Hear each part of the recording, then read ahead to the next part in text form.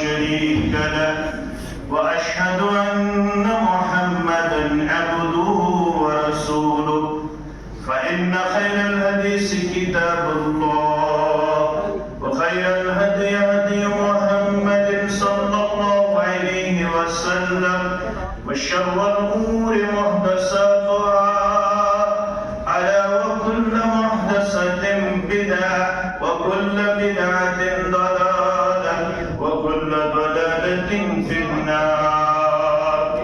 يقول الله تعالى وتبارك في الفرقان الحميد والقرآن العظيم بعد أعوذ بالله من الشيطان الرجيم. لن تنالوا البر حتى تنفقوا مما تحبون وما تنفقوا من شيء فإن الله به عليم. وقال النبي صلى الله عليه وسلم اتقوا النار ولو بالشق تمرة أو كما قال عليه الصلاة والسلام. رب اشرح لي صدري ويسر لي أمري واحلل عقدة من لساني يفقهوا قولي. رب زدنا علما سبحانك لا علم لنا إلا ما علمتنا إنك أنت العليم الحكيم. اللهم صل على محمد وعلى آل محمد كما صليت على إبراهيم وعلى آل إبراهيم إنك حميد مجيد. وبارك على محمد وعلى آل محمد كما باركت على إبراهيم وعلى آل إبراهيم إنك حميد مجيد. اللهم انفعنا بما علمتنا وعلمنا ما ينفعنا وزدنا علما. اللهم أحسن عاقبتنا في الأمور كلها وأجرنا من خزي الدنيا وعذاب الآخرة. رب ارحمهما كما ربياني صغيرا.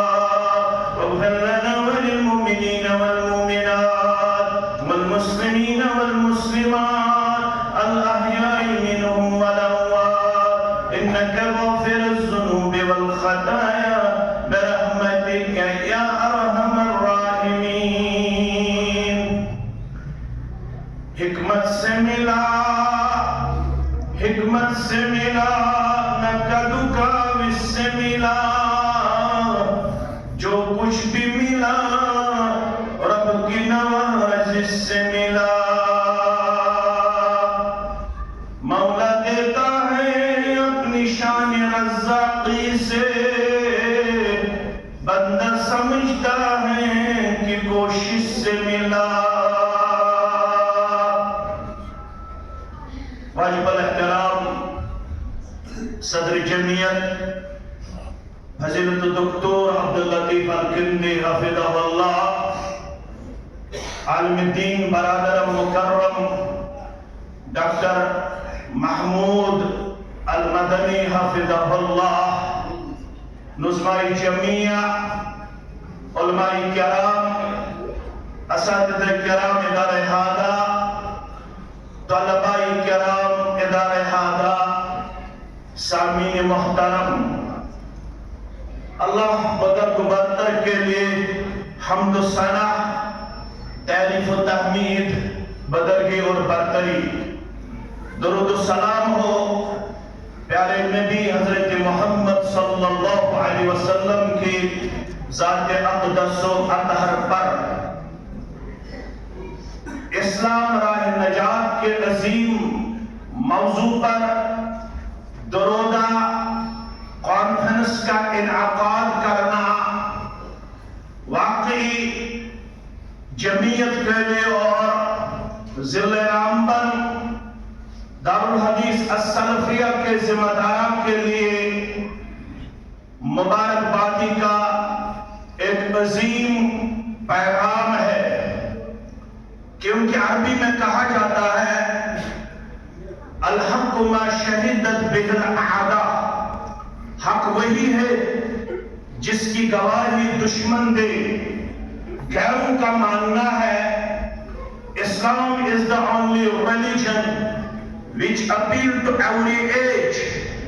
اسلام ہی واحد وہ دین ہے جو ہر دور میں تسلیم شدہ ہے، اپریشیبل ہے، ایکسپٹیبل ہے۔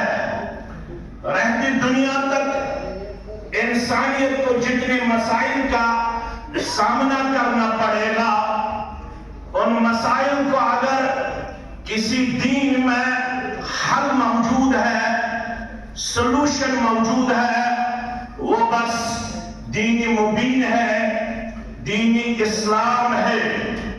اس لیے جس امت میں ہم کو پیدا کیا گیا، اس امت پہ جو ذمہ داری عائد کی گئی وہ پیغمبرانہ ذمہ داری ہے۔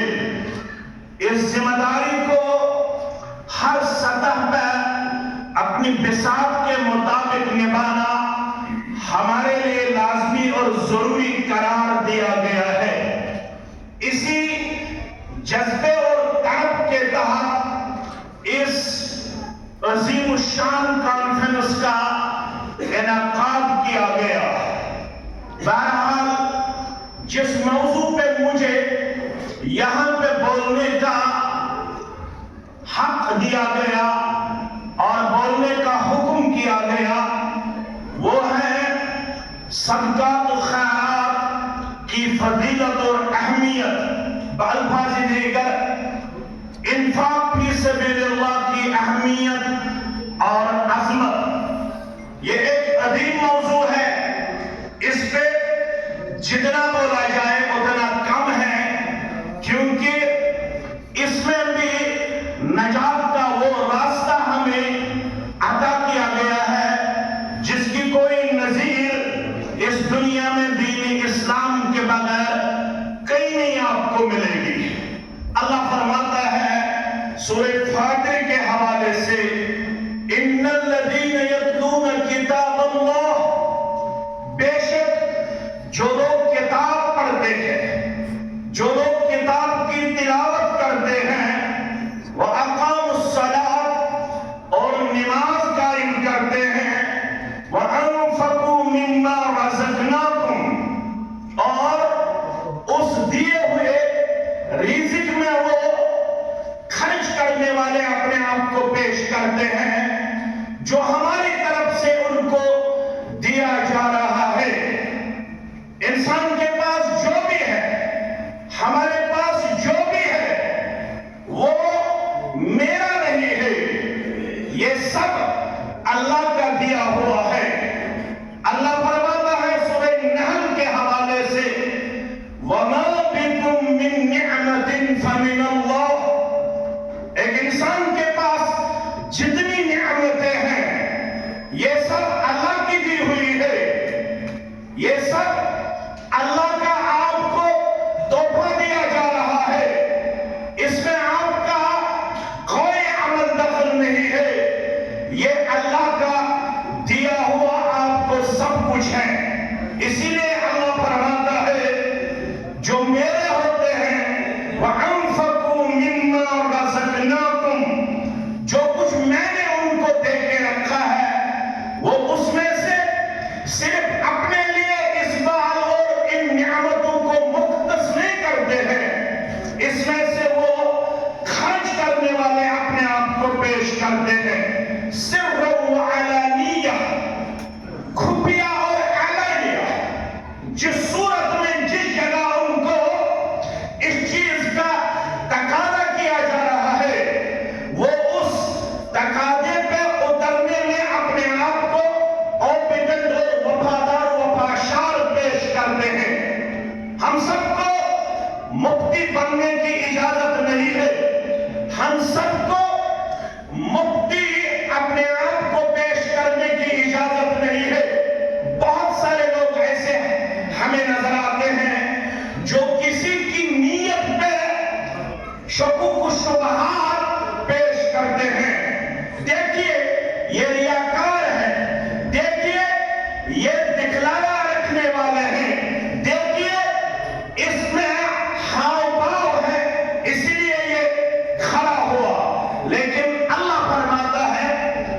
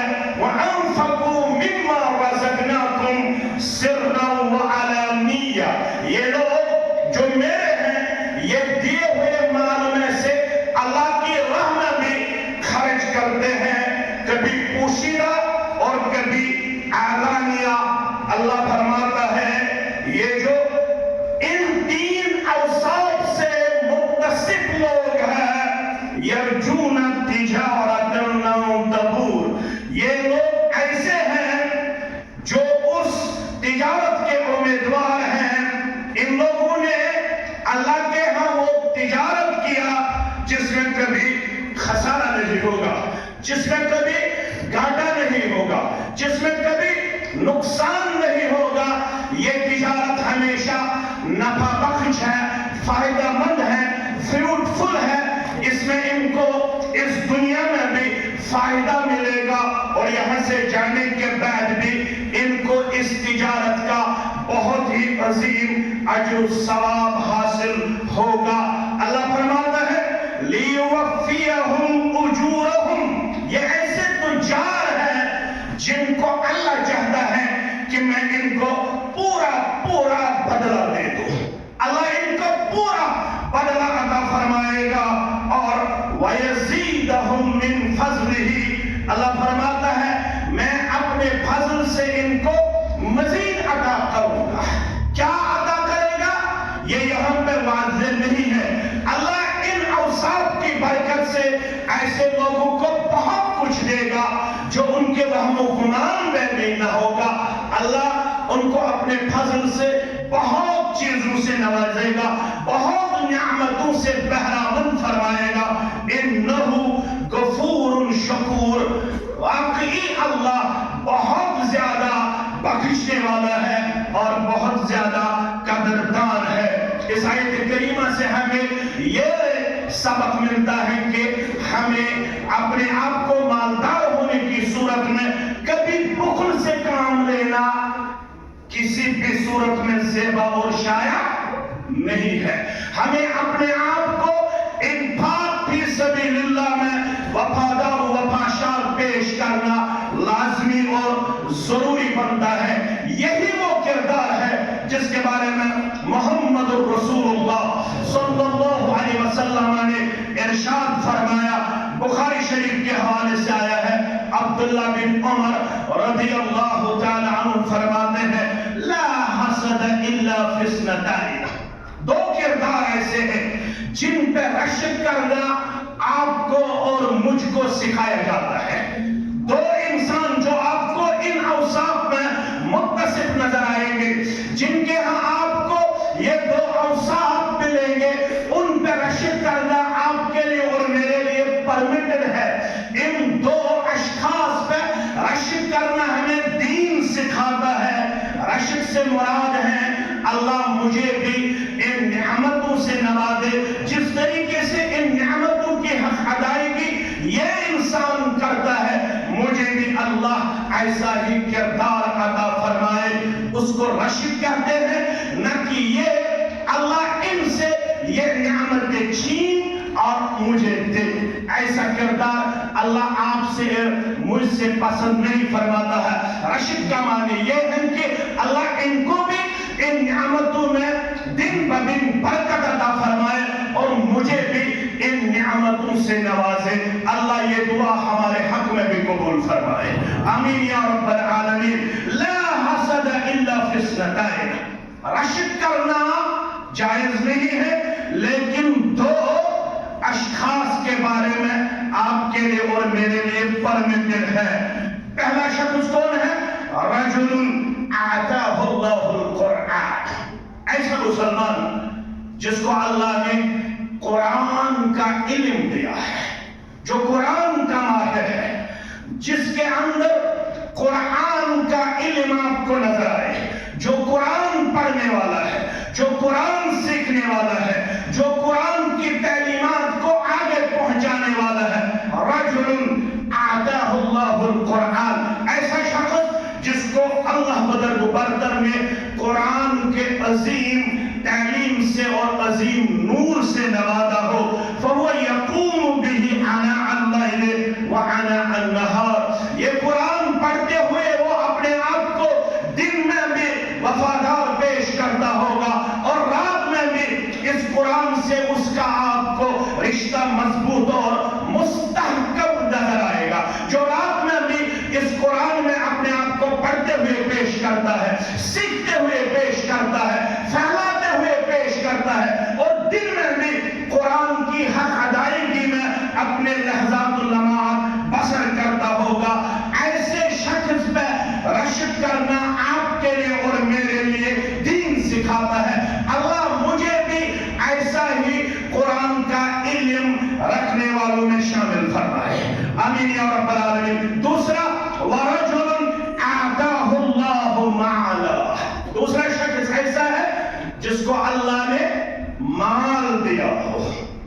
اس حدیث سے یہ بات واضح ہوتی ہے کہ مال کا ہونا کوئی بری بات نہیں ہے۔ اللہ چاہتا ہے کہ میرے بندے مجھ سے مانگے۔ طواف کرتے ہوئے ہمیں سکھایا گیا ہے، رکن یمانی اور حجر اسود کے درمیان جو دعا ہمیں حدیث میں سکھایا گیا ہے وہ کیا ہے؟ ربنا آتنا فی الدنیا حسنہ وفی الآخرۃ حسنہ وقنا عذاب النار۔ دوسرا شخص جو قابل رشک ہے وہ کون ہے؟ وَرَجُلٌ آتَاهُ اللَّهُ مَعْنَةً، ایسا شخص جس کو اللہ نے مال دیا ہو، لیکن یہ مال جس کو اللہ دیتا ہے اس کو اس چیز کا خیال رکھنا لازمی اور ضروری بنتا ہے۔ اللہ فرماتا ہے وَفِي أَمْوَالِهِمْ حَقٌّ مَّعْلُومٌ لِلسَّائِلِ وَالْمَحْرُومِ۔ اے مالدار، اے سرمایہ رکھنے والے، اے مال و جائیداد کے مالک، وَفِي أَمْوَالِهِمْ حَقٌّ مَّعْلُومٌ، یہ جو اللہ نے آپ کو مال دیا ہے، اس مال سے آپ کو دوسروں کا خیال رکھنا اسلام سکھاتا ہے۔ اس مال میں بہت ساروں کو آپ کے حق میں ان کے حقوق قرار دیے گئے ہیں۔ ان حقوق کی ادائیگی آپ کے لیے اور میرے لیے لازمی اور ضروری ہے۔ کچھ ایسے ہوتے ہیں جو ہاتھ پھیلانے میں عار محسوس نہیں کرتے ہیں، جو دست دراز رہتے ہیں، جو اپنی زندگی گزارنے کے لیے آپ کے اور میرے دروازے پہ حاضر ہوتے ہیں، جو سڑک پہ اپنے آپ کو دست دراز پیش کرتے ہیں۔ ایسے بھی ہیں جو اپنے آپ کو کسی کو مانگتے ہوئے شرم محسوس نہیں کرتے ہیں، لیکن کچھ ایسے بھی ہیں جو دست دراز کرنے میں بہت ہی زیادہ اپنے آپ کو پیچھے رکھتے ہیں۔ ان کی غیرت ان کو اس چیز کا اجازت نہیں دیتا ہے، لیکن ان کا خیال رکھنا مالدار کے لیے لازمی قرار دیا گیا ہے۔ لا يسألون الناس إلحافا، سورہ بقرہ کے حوالے سے آیا ہے۔ وہ لوگ لوگوں کے سامنے اپنے آپ کو دست دراز پیش نہیں کرتے ہیں، وہ ہاتھ نہیں پھیلاتے ہیں، بلکہ وہ شرم کے مارے گھر رکھتے ہیں۔ اور ہمیں سکھایا جا رہا ہے ایسے لوگوں کا خیال رکھنا مالدار کے لیے لازمی اور ضروری ہے، لازمی اور ضروری ہے۔ اللہ فرماتا ہے ایسے مالدار پر رشک کرنا آپ کے لیے صحیح ہے۔ وَرَجُلٌ آتَاهُ اللَّهُ مَعْلًا، اس کے بعد اللہ فرماتا ہے یہ صرف اس مال کو اپنے ہاں نہیں رکھتا ہے، بلکہ اس مال کو دن میں بھی خرچ کرتا ہے اور رات میں بھی خرچ کرتا ہے۔ دن میں بھی سائلین تک ایسا مالدار پہنچتا ہے، دن میں بھی وہ ایسے اداروں کی طرف اپنا سفر جاری و ساری رکھتا ہے جن اداروں کو اس مالدار سے بہت زیادہ امید وابستہ رہتی ہے۔ اور مالداروں کو ان طلباء کا خیال رکھنا لازمی اور ضروری قرار دیا گیا ہے۔ ایک ہوتا ہے اپنے اہل و عیال پہ خرچ کرنا، یہ بھی دین ہمیں سکھاتا ہے، لیکن دین کہتا ہے کہ یہ مال جو آپ کو اللہ نے دے کے رکھا ہے یہ آپ کے پاس بہت بڑی امانت ہے، کیونکہ بہت سارے ایسے آپ کو نظر آئیں گے جن کے بارے میں اللہ فرماتا ہے جب اللہ ان کو دیتا ہے اس کے بعد وہ بہت زیادہ خوش ہوتے ہیں۔ اللہ نے مجھے مالدار بنایا، اللہ نے مجھے منصب والا بنایا، اللہ نے مجھے بہت بڑا تاجر بنایا، اللہ نے مجھے دینار و درہم سے نوازا، اللہ نے مجھے سرمایہ سے نوازا، اللہ نے مجھے بہت زیادہ مال دیا، لیکن اللہ جب ان سے چھینتا ہے پھر وہ لوگ بہت زیادہ مغموم ہوتے ہیں، مایوس ہوتے ہیں، ڈس اپوائنٹڈ آپ کو نظر آئیں گے، لیکن اللہ فرماتا ہے یہ ان کا اپنا قصور ہے۔ اور انہوں نے اس مال کو اپنے تک محدود رکھا، ان کو نہ اداروں کا خیال رکھا، ان کو نہ اداروں کا خیال اور ڈیزل ون جو ہے ان کا خیال رہا. اس لیے اللہ فرماتا ہے اس مالدار پہ رشک کرنا آپ کے لیے صحیح اور سچا ہے جس مالدار کو اللہ تعالیٰ نے مال دے کے لیل و نہار میں اس مال کو خرچ کرنے کا کردار عطا کیا ہو. اللہ فرماتا ہے آپ کے لیے ضروری ہے، ایک ہوتا ہے فرض صدقہ، دوسرا ہوتا ہے نفلی صدقہ. فرض صدقہ سال میں ایک بار دینا ہمیں سکھایا گیا ہے. 100 میں سے آپ کو 2.5 روپیہ لوگوں تک پہنچانا ہے، ڈیزرون تک پہنچانا ہے، اداروں تک پہنچانا ہے. لیکن دوسرا صدقہ جو ہے وہ ہے نفلی صدقہ. اس کے لیے کوئی مخصوص وقت نہیں ہے.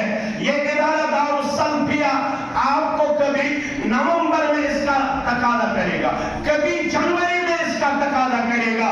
اللہ فرماتا ہے یہ جو میرے بندے ہوتے ہیں یہ اس مال کو فَهُوَ يُنْفِقُهُ آنَاءَ اللَّيْلِ وَآنَاءَ النَّهَارِ، یہ مالدار دن میں بھی اس مال کو خرچ کرتے ہیں اور رات میں بھی اس مال کو خرچ کرتے ہیں.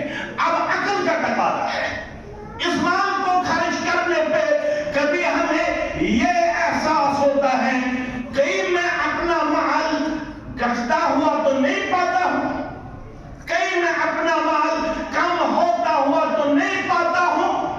اگر میں دن میں بھی اس کو خرچ کروں، رات میں بھی اس مال کو خرچ کروں، کہیں میری دولت مجھ سے گھٹتی نہیں رہی، کہیں میری دولت مجھ سے کم ہوتی تو نہیں رہی.